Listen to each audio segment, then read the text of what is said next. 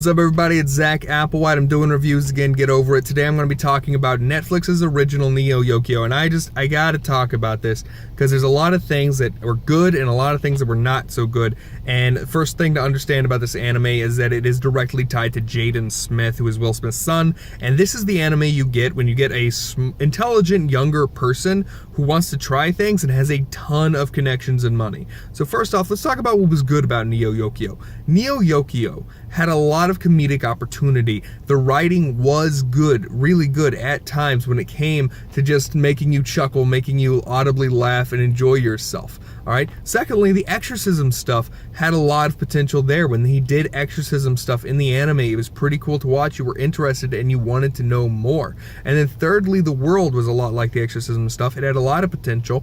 You wanted to know more, and it was interesting, and especially since it kind of got into, like, there's an underbelly to the city. There's an underbelly to this being a really high class area. There's a lot of people. There's slums, you know.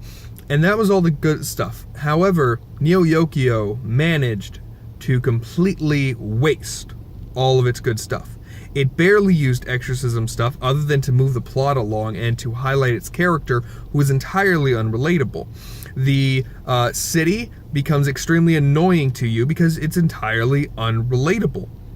And the comedy is not frequent enough that you really truly enjoy yourself, and it's entirely unimmersive. It's just quick little lines that are akin to, like, Boondock Saints, but not nearly as frequent, not nearly as enjoyable. So you'll laugh a couple of times in an episode, but that's it. And that it had a lot of potential and continuously flopped, and it focused on its absolute worst points, which were its character, his interactions and who he is, and his interactions with the world.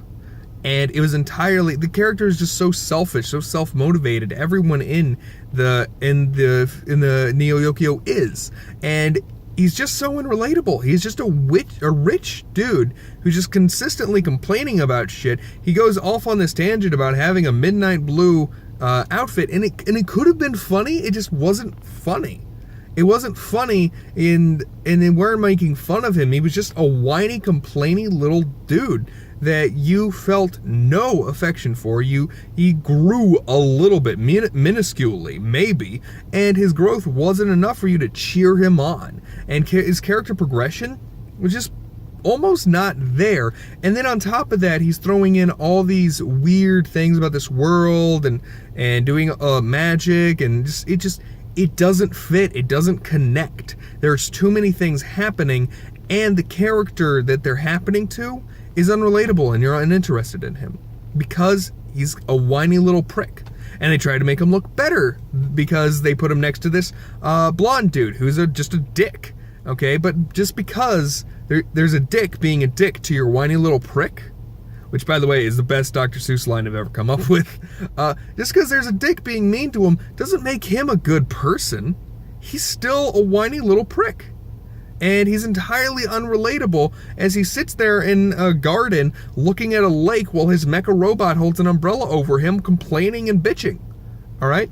I completely was dissuaded by this character, and that's where Jaden Smith comes into play. This character was supposed to be a reflection of Jaden Smith, and I get that.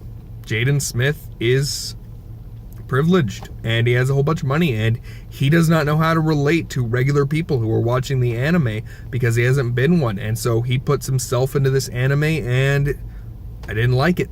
It was just 2 out of 10. Alright, if you are into Boondock Saints and you have time to waste, it might be a good anime for you. You might want to check it out, see if you get a couple chuckles out of the first couple of episodes, and if you're into it, go ahead and watch it.